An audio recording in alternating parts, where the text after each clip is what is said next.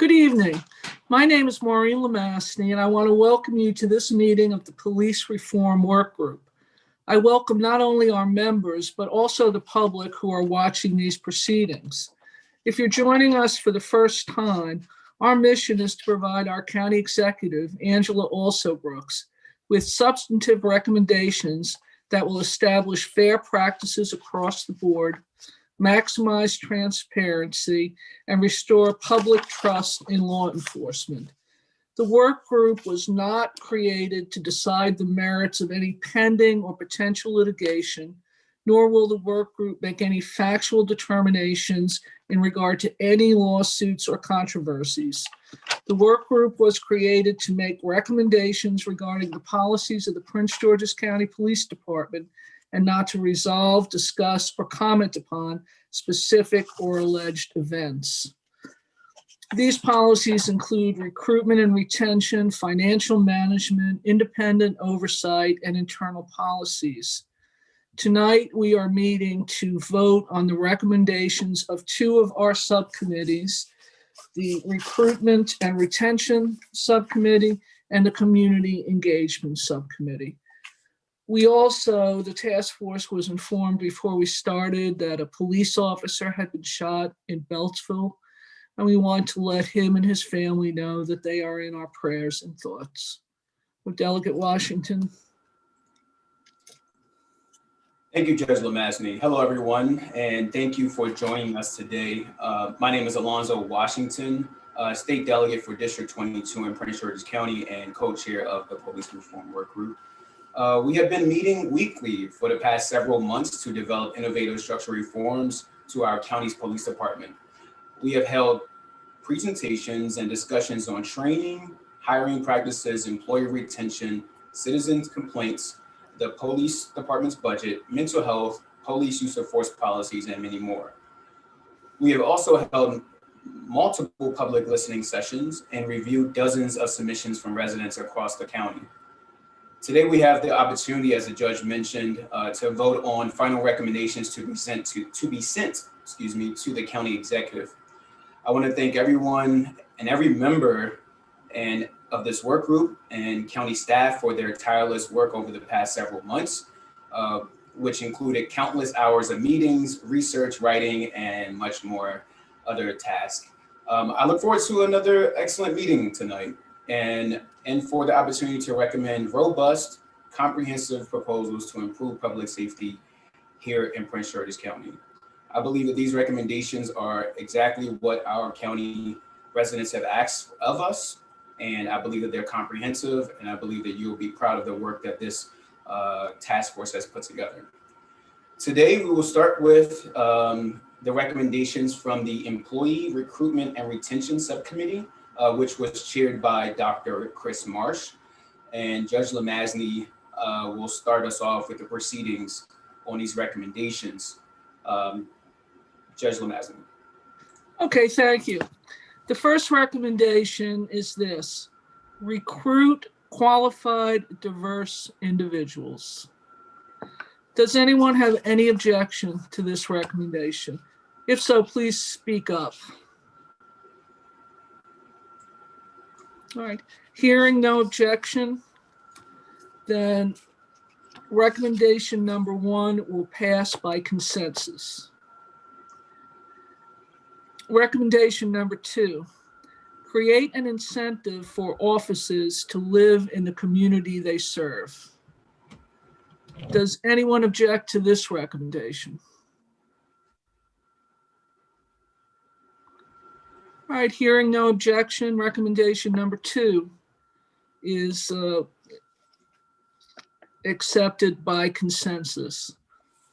The third recommendation is establish a fair, balanced, and robust hiring process. Does anyone object to this recommendation?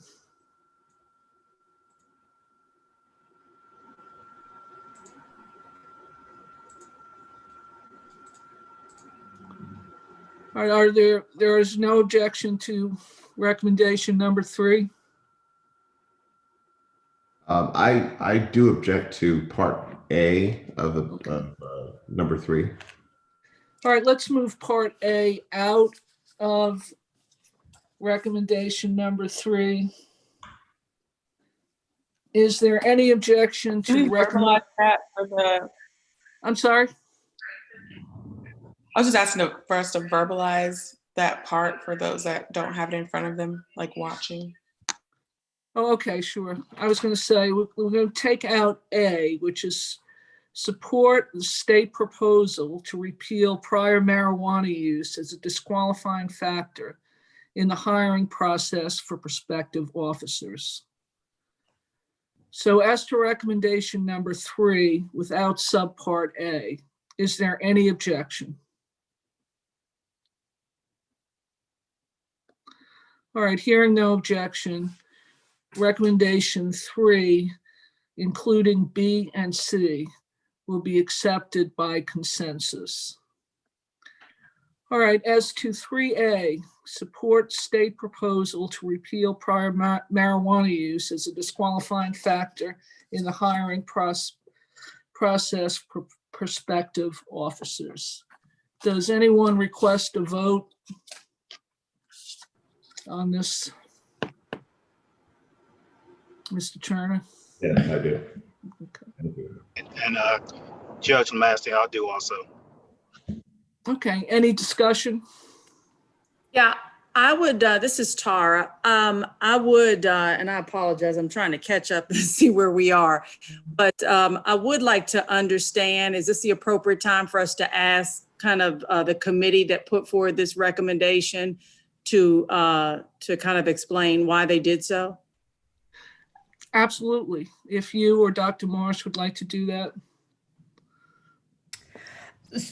Thank you. Yes. So what happened was this was a recommendation that we put forth, and we thought that we either wanted to maybe decrease the time of marijuana usage, maybe from 3 years until 1 year. And some of the committee thought that they wanted to just do away with it and repeal it altogether. So within the committee, we had kind of a split votes. We're like, okay, we'll hope that we can take this to a larger vote and we can decide how people really feel about this, because we were split as a committee.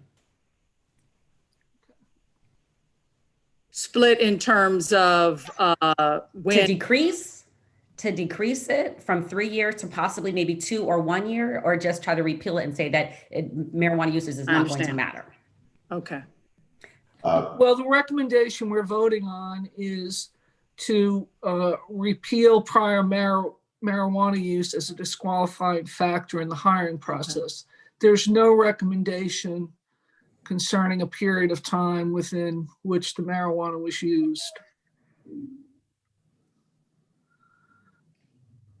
All right, I think, I'm sorry, someone want to? Yes, Judge.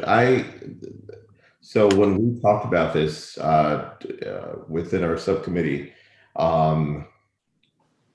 there, as Dr. Marsh pointed out, there were a couple of us, at least a couple of us, who believe that the disqualification period should be reduced from 3 years to 1 year.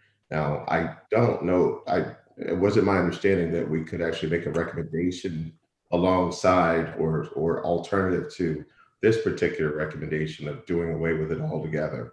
But that certainly would have been my position. So so maybe I missed out on that opportunity. I don't know.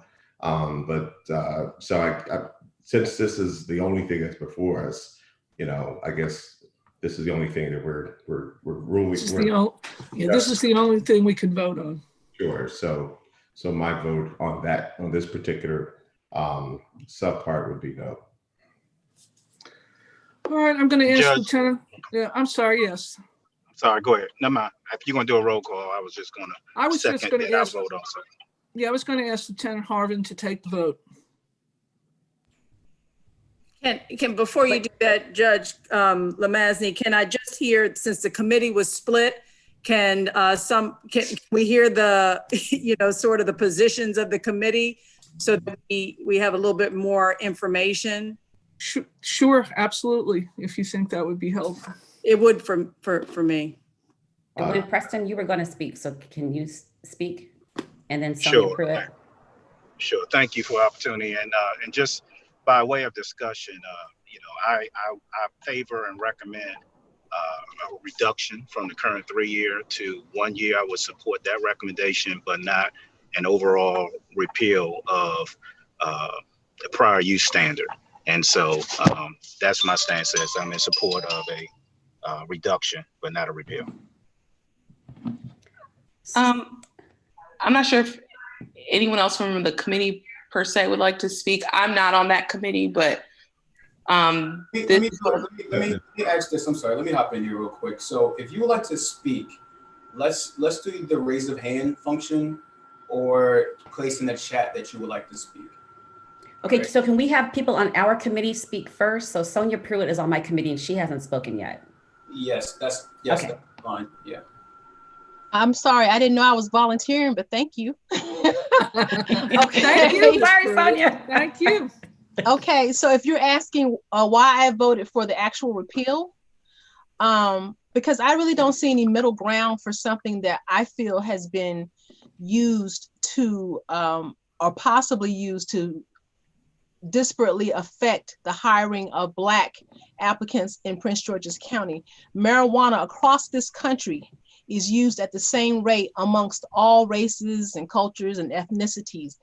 I have not had a conversation yet, which is disturbing to me, with anyone on the committee or the subcommittee about what are the things that are actually keeping Black people from being, in a county that's predominantly Black, from being hired. You know, we're still not talking about bias. We're still not talking about the points in the background investigation, recruiting, or hiring process where there could be bias. So in my opinion, I'm ready to get rid of anything that may actually point to the reason why some Black applicants are not hired. And as a former police officer, I know that my peers thought that Black people were just out smoking weed like it wasn't anything. And very often they were using that to initiate contact, whether it was true that they were smoking weed or not, in order to have an interaction with people of color. And so that is why I supported the actual repeal. Thank you. All right, Ms. Oriata, you wanted to speak, then Mr. Turner. Yeah, I just want to thank you, Sandra Pruitt, for putting out that example. I was going to echo the same sentiment. This is also one of the recommendations that organizers and advocates with the organization I'm with, PG Changemakers, put forward, and a recommendation that I put forward to the committee as well. I support it for the reasons that were just elevated. When we talk about also the trajectory of where we're moving, not just as a state, but as a country, away from decriminalizing and legalizing marijuana. And this is used as a way to prohibit a lot of young people of color, and particularly Black men, from the possibility of serving that could have, when we talk about the positive impacts that law enforcement officers can have in communities, because they can relate to different members of our community, especially young people. I think, again, something like this can just prohibit us having so many people with diverse backgrounds and experiences in law enforcement, and does not prohibit them from doing the job effectively. Thank you. Thank you. Mr. Turner? Thank you. So my position is based on three things, really. First, marijuana is still contraband in the state of Maryland. It's been decriminalized, but it's still considered contraband. So that's the first thing. It's still illegal. Secondly, and this is tied to the first thing, marijuana is anyone who uses marijuana is essentially a part of the drug trade. You cannot go into unless you have a medical card to purchase marijuana, which very, very few people do. You can't get marijuana unless you buy it on the street or you get it from someone on the street. So that makes you part of the drug trade.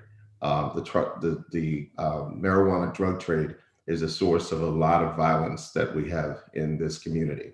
And so essentially, if we were to do away with this requirement or recommend that the legislature do away with it, and it were successful without actually legalizing marijuana, my position is, if marijuana ultimately is legalized, then we're talking about it's a different story, but it's not, it hasn't been at this point. So anyone who consumes marijuana is part of a very violent drug trade, which has caused a lot of lives in Prince George's County, a lot of people to resort to violence, and that's my greatest concern. And the last thing I'll just point out is that with regard to the impact on people of color, it's a race neutral rule or regulation. So it doesn't have anything to do with race whatsoever.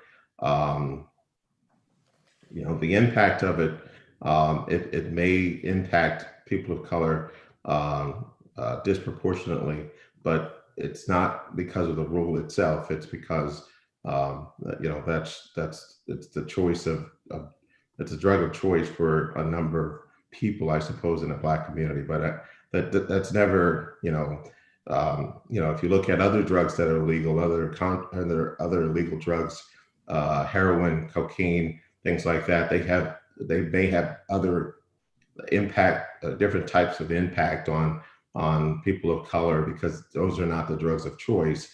But that's no reason that we do away with them, simply because they impact different races or different ethnic groups in a different way. So those are my three reasons.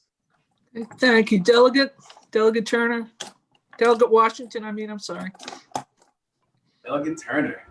Delegate Turner, sorry. I like the sound. I had Donnell on my mind. First, I just want to say thank you to the subcommittee members that took up this issue. I know it wasn't a very easy issue to talk about and to discuss, so I appreciate all sides. As the subcommittee member Sandra Pruitt said, this is a racial issue. According to OHRM, every year that there's applicants that come to OHRM, about 400 of them every year are eliminated because these applicants are being honest about their usage and their past history of usage of over a 3-year time span. And the majority of those are African-American applicants, according to OHRM. These aren't my numbers, those are their numbers. And so we got to think about it in that way of how we're eliminating officers that in other states might be applicants in other states where it might be actually illegal for them to consume this recreationally. But this is an opportunity for them to still be able to join a force and not be ousted because of this. So I believe that this is a good step forward. And in the county, there's no other employment or employee or job opportunities out there that asks this question or has this requirement in statute. And so we're asking for the state of Maryland to repeal this provision so that more African Americans can become police officers in a police district that has seemingly some issues with hiring African Americans. So I want to just say that I support this measure and I would like to see it repealed. Thank you, Judge. All right, let's ask Lieutenant Harvin to take the vote. Good afternoon, everyone. There was a motion made by Donnell Turner to remove recommendation 3A, which states support state proposal to repeal prior marijuana use as displaying a factor in the hiring process for prospective officers. We'll now move to vote. Judge Lamassney, how do you vote? I'm sorry, hold on one second. So let's just make it clear for everyone, okay? So because Donnell made a motion to remove this from our recommendations, if you vote yes, you're supporting his removal of the recommendation, okay?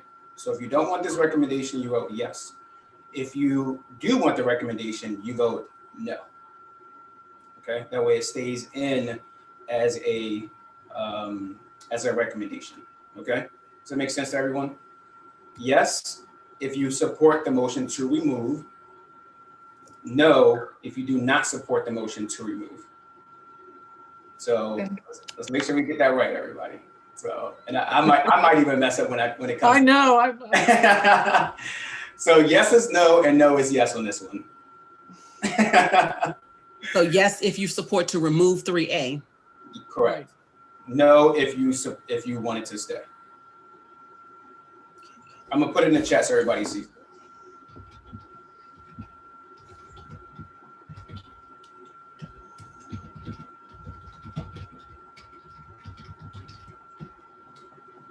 So yes to remove the recommendation, no to keep the recommendation. And is there a third option? You can abstain if you like. So the consensus is that everyone agrees with 3B and C. So the motion on the table is if you support removing 3A. Correct. Judge Lamassney, are you in support or not support of removing recommendation 3A? I vote no. Delegate Washington, how do you No. vote? I vote no. Dr. Askew is not present. Mr. Orlando, how do you vote? Yes.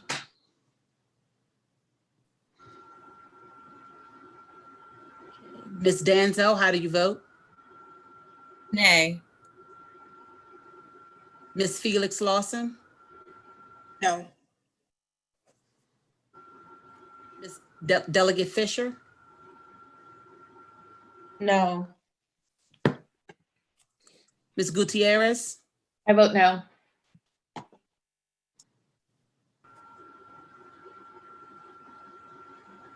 DCL Jackson?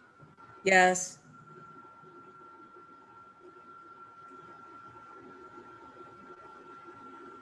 Mr. Lottridge? No. Mr. Reddy? Yes. Dr. Marsh? No. Ms. Morning? No.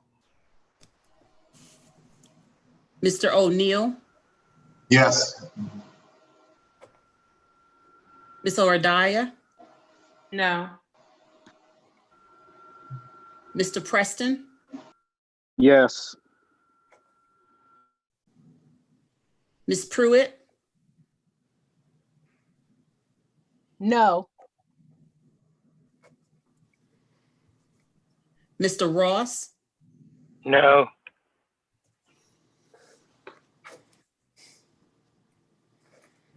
Mr. Turner?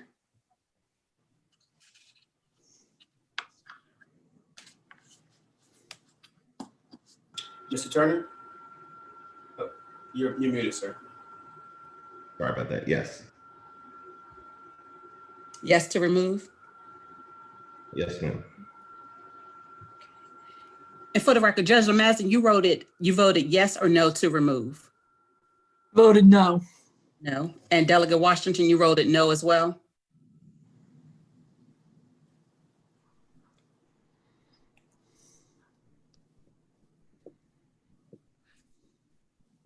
Delegate Washington, you voted no as well to remove? Yes, I'm sorry. I voted. Okay, so I just wanted to make sure I captured. Okay, sorry for making me. I apologize.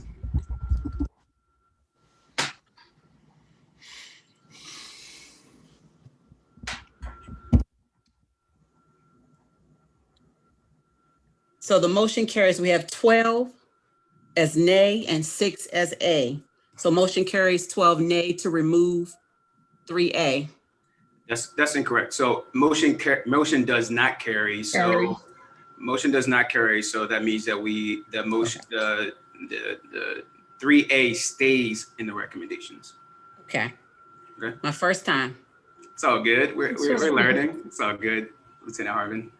So just to be crystal clear that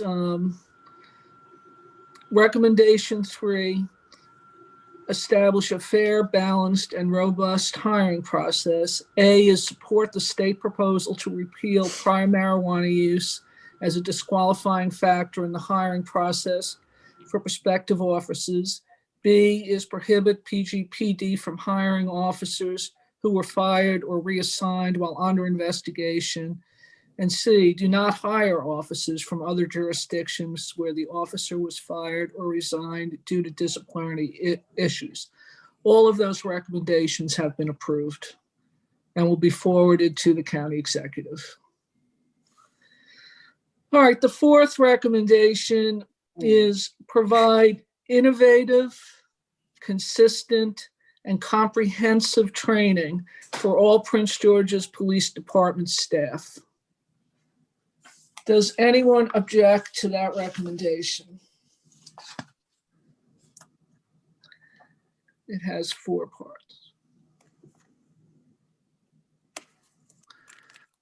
All right, hearing no objection, recommendation 4 is approved. Recommendation 5, ensure the mental and physical well-being of officers. Does anyone object to that recommendation?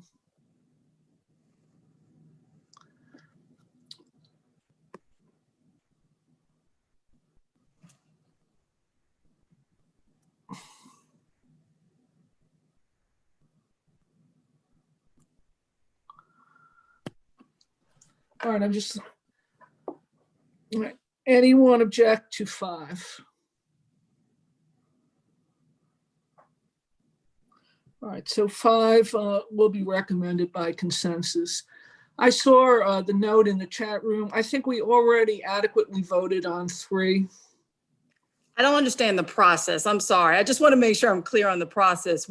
I thought we had to vote on it after Turner's motion. No, we didn't have to vote on the whole thing after Turner's motion was voted. Before we went into A, I asked if anyone objected to 3, B, and C, and nobody did. So everyone approved of 3, recommendation 3, with subsection B and subsection C. Yes, that's correct. But it may be that there are people that would not agree to all of, maybe I'm sorry. Yeah, they don't agree. 6 people don't want to include A, but the majority rules and A is included. So Tara, we went over I'm sorry, Ms. Jackson. We went over the procedures and how we're going to operate. What we're doing is we're bringing up the title of all of the recommendations. Every member has copies of the full recommendations. Right. And so what we're asking is if there are any objections to the recommendations made by the subcommittees, and if not, then we'll move them with consensus. But however, if there's a member that asks for us to pull out a certain provision under the recommendation, we will then allow that to be voted on separately from the other recommendations under the title. Okay, I was confused by that. Okay, I thought we had to go back and vote on all of 3 after Turner's, so I apologize. I'm just trying to make sure I have it straight. Yeah, we did a little piecemeal. We voted on 3, B, and C, and then we voted on A. All right, I understand. Thank you. All right, let me go back to 4. Provide innovative, consistent, and comprehensive training for all Prince George's County Police Department staff. Anyone object to that recommendation? All right, that recommendation will be approved by consensus. Recommendation 5 is to ensure the mental and physical well-being of officers.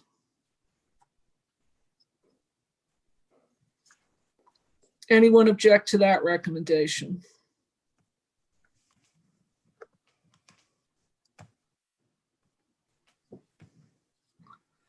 All right, hearing no objection, recommendation 5 will be approved by consensus. Recommendation 6 is continued education for all police department employees and recommends to consider financial assistance for those that choose to pursue a bachelor's or advanced degree. Any objection to that recommendation?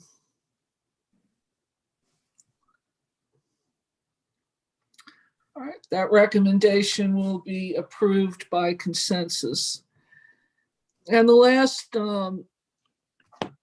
recommendation, number 7, is title Training and Evaluation.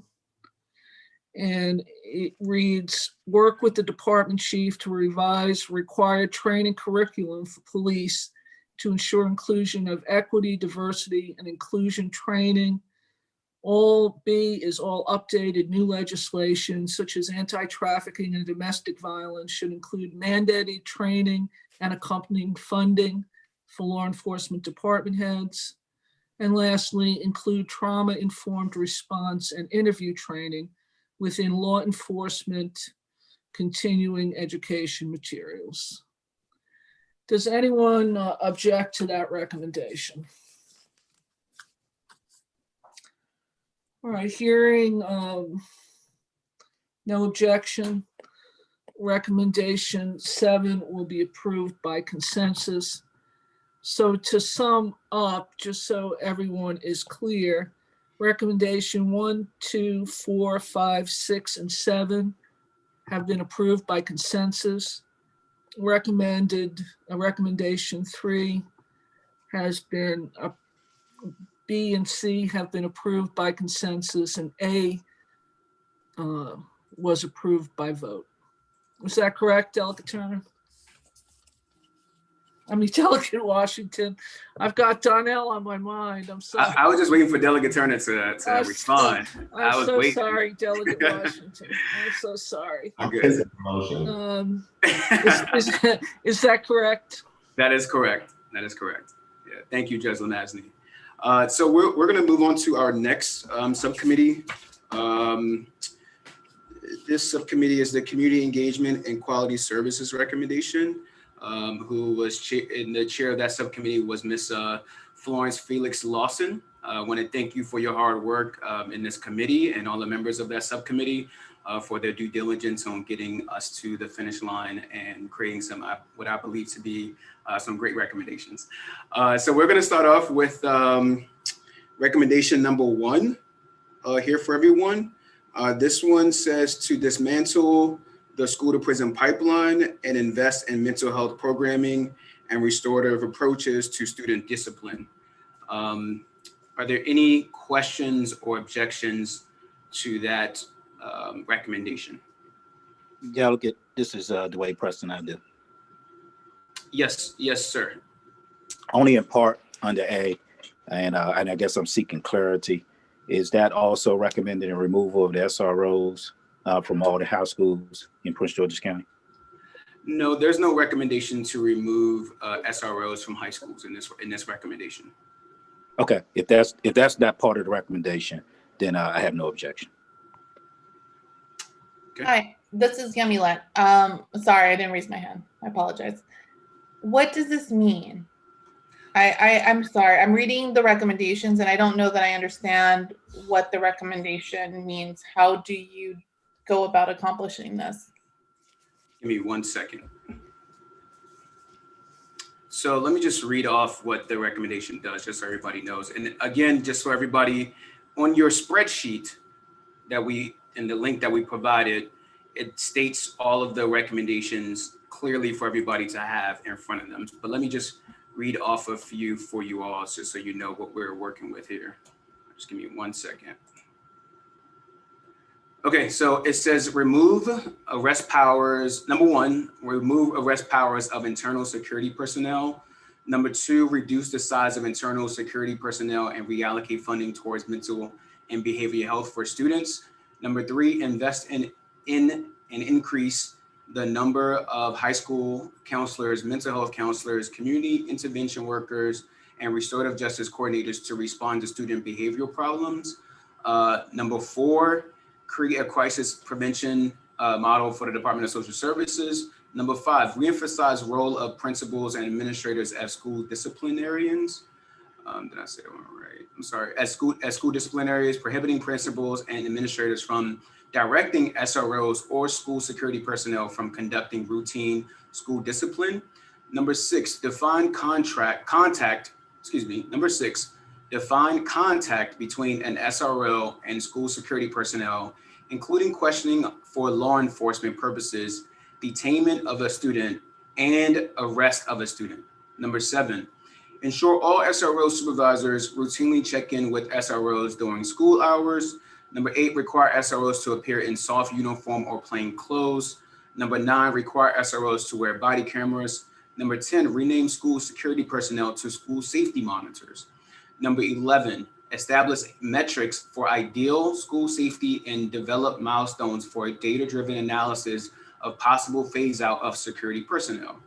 Number 12, require PGCPS to collect SRO and school security personnel data on arrest and use of force and publish it annually on the PGCPS website.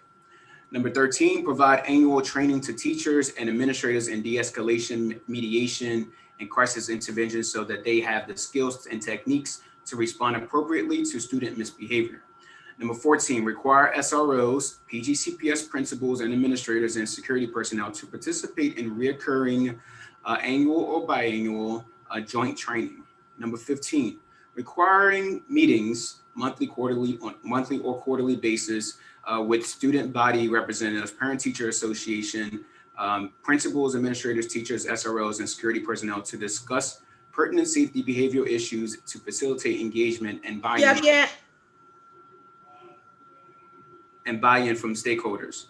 Number 16, we have a few more folks. Number 16, decriminalize age-appropriate behavior. For example, disruption or disruptive behavior among the top 3 criminal crimes committed and use alternatives to arrest. Number 17, consider taking a diverse group of experts, individuals from the State's Attorney's Office, Public Defender's Office, advocates from the community, and mental health counselors to determine the types of behavior resulting in school-based incidents that could be addressed via alternative means and should be excluded from criminal charges. Number 18, for students charged with criminal activity, enhance the diversion program and emphasize close partnerships with PGCPS leadership and the State's Attorney's offices, requiring close communication about the student's diverted case. Number 19, emphasize via training the prohibition of PGCPS staff, SROs, and school security personnel inquiring about a student's immigration status. Number 20, PGPD shall assign one supervisor for all PGPD assigned SROs and PGCPS and all municipalities that have assigned a PGCPS SRO shall select one supervisor for the PGCPS SRO. Also, all SRO supervisors shall complete annual SRO training required by the state and PGCPS. The SRO supervisors shall routinely check in with PGCPS administrators. Again, guys, this is something that you have all within your document. Please let me know if there's any objections to any of the, and please raise your hand so I can call on you.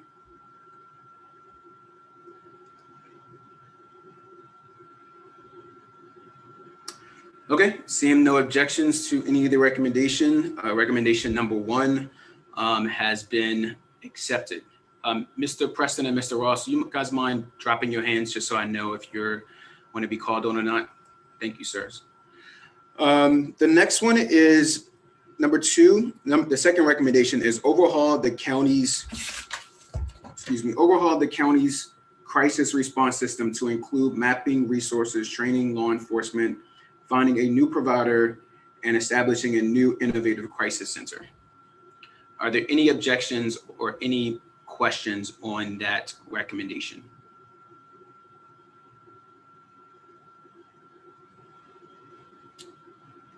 Okay, seeing none, that recommendation has been adopted with consensus. Recommendation number 3, calls for service for the 911 call center. A, identify funding resources to increase the rate of pay for call center employees to be competitive with nearby jurisdictions. B, create bonus/financial incentives to help recruit and retain its employees. Number C, create non-financial incentives to help support employees' retention, such as flexible hours or alternative work schedules, training programs that foster the promotional development of employees, and employee recognition awards for exemplary public service. And there are additional recommendations on here. Do I hear any objections to these recommendations?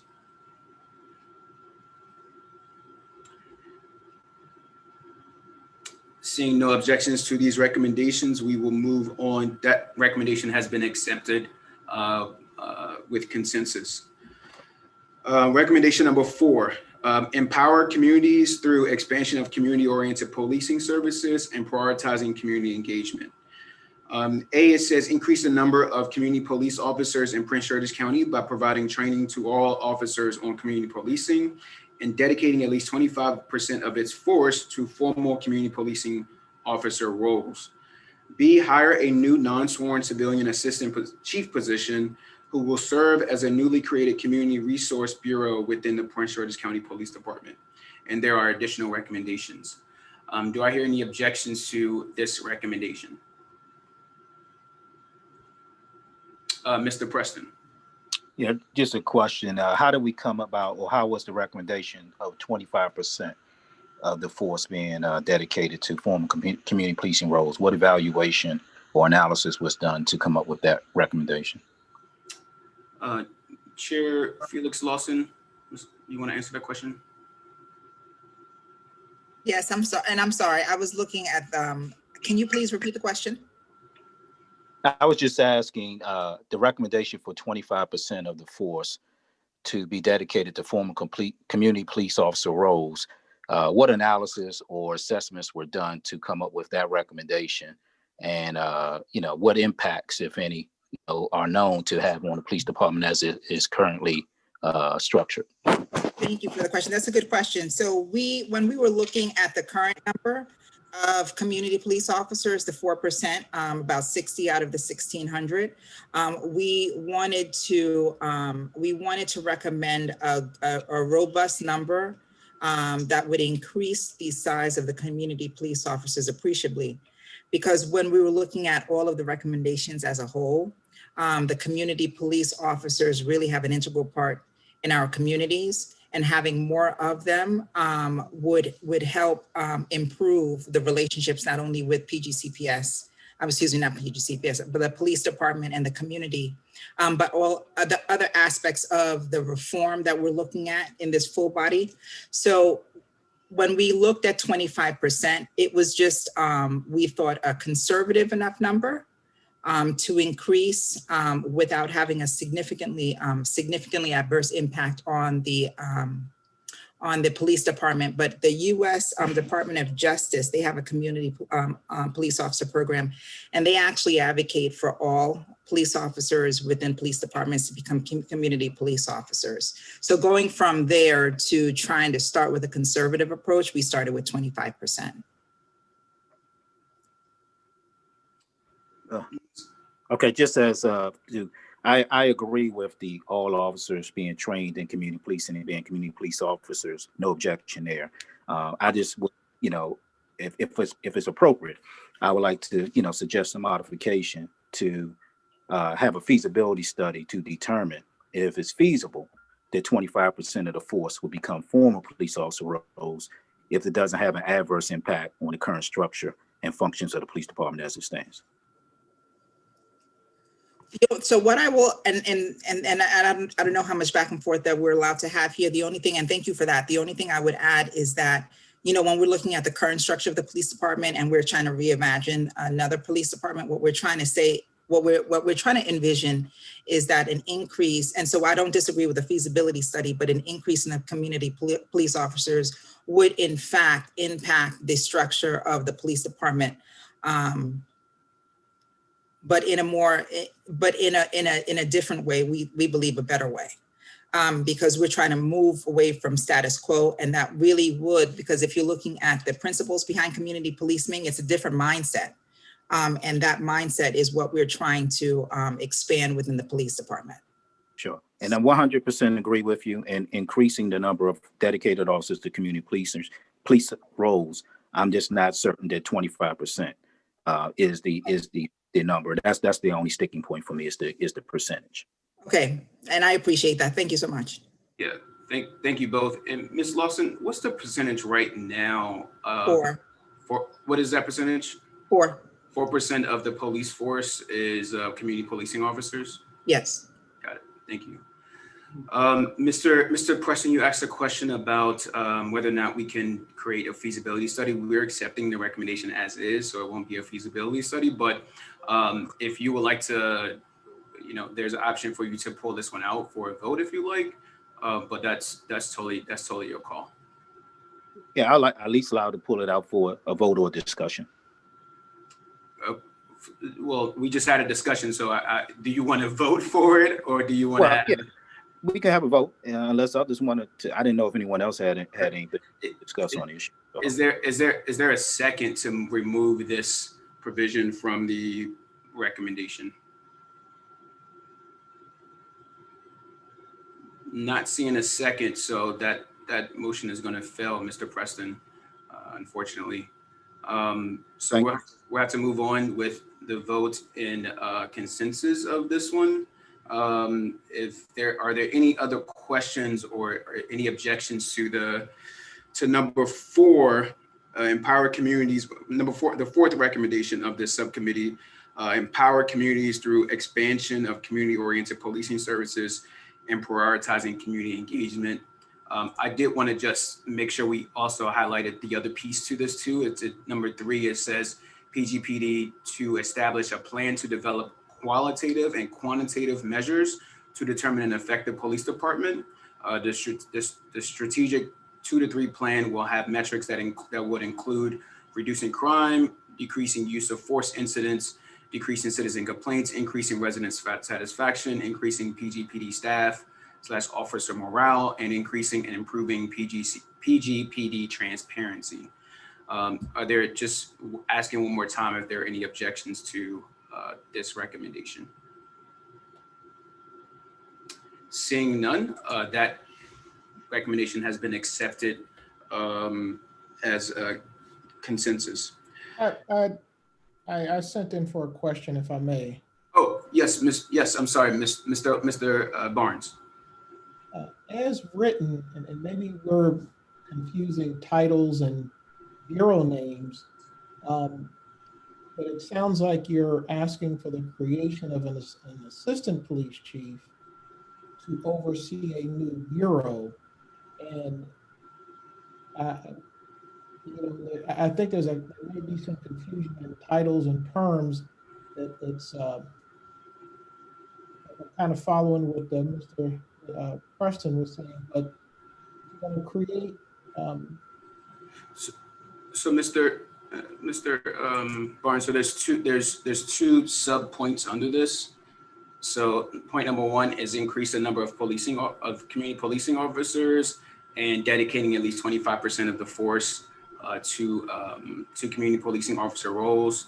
And then there's the creation. Then number 2 is creating a new civilian assistant chief position that would oversee a new community resource bureau within the department.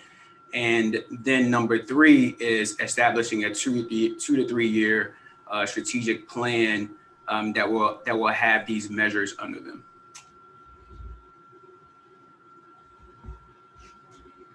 Yeah, I see that. I'm just I'm fine with 1 and I'm fine with 3. I just think that the positions and the bureaus that you're creating seem to be inconsistent with the current layout. So maybe you're envisioning some type of other restructuring of the department. So I'm in favor of a bureau dedicated to community resources, and I'm in favor of a civilian leading that bureau. But I guess it's the terminology of that's typically not what an assistant chief would do. I mean, it would be so. I think it's just an issue of the term. So got it. I'm fine with the position and fine with the bureau. Got it. Okay, that makes sense. That makes sense. I'm sure the police department will be able to decipher between the two, but we can clear some language up, I believe. Sure. If we could, in the writing of the proposal itself. But you don't disagree with the proposal itself? No, sir. It's just the language used? Yes. Got it. Okay. Noted. Okay, I don't see any other questions on number 4, and the recommendation number 4 of this subcommittee recommendations. And so we will accept that as a full recommendation of the work group. Number 5, youth involvement and engagement. This committee speaks to developing internal and external partnerships, convening a youth group roundtable. And number 3, leveraging existing youth programs with a special focus on high crime and low income areas. Do I hear any objections to number 5, youth involvement and engagement?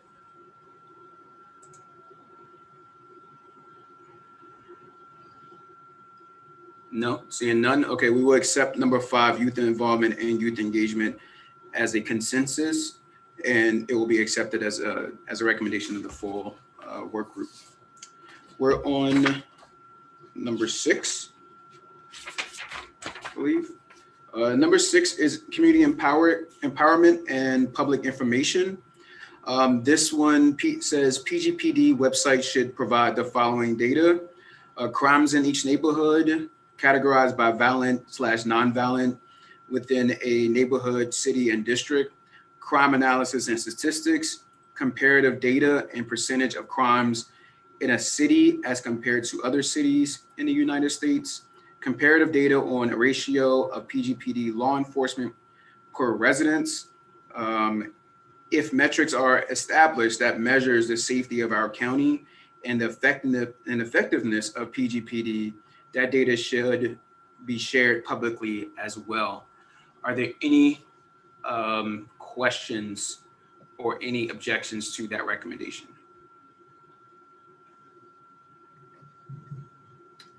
Seeing no questions or no objections to the recommendation, that recommendation number 6, community empowerment and public information, will be accepted as a consensus as a recommendation for the full work group.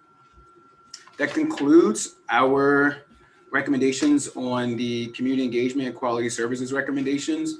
Again, I want to thank Ms. Florence Felix Lawson for her great work on that subcommittee, and also want to just thank Dr. Marsh as well for her leadership on the recruitment and retention subcommittee. At this time, I will just pull a personal privilege and ask each of you if you would like to say just a couple words about the work that you've done and possibly recognize your members, because it was a long road ahead. It was a long road, but I know that everybody worked really hard on these issues. So I'm gonna start with Dr. Marsh and then go to Ms. Felix Lawson. I guess payback is real now that I called on Sonia Pruitt. Now you're calling on me. Sonia, I really do apologize. I enjoyed my committee. What I enjoyed most about my committee is that we all had very strong opinions and views, and we were able to come together to the table and bring our opinions and views to the table.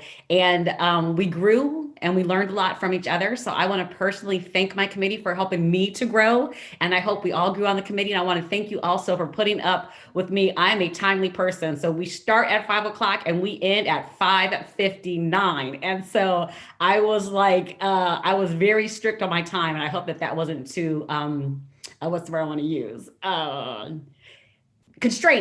Constraining, but it forced us to be straight to the point and get work done. So I just want to say to my committee, thank you so very much. I will miss you on Tuesdays at 5 o'clock.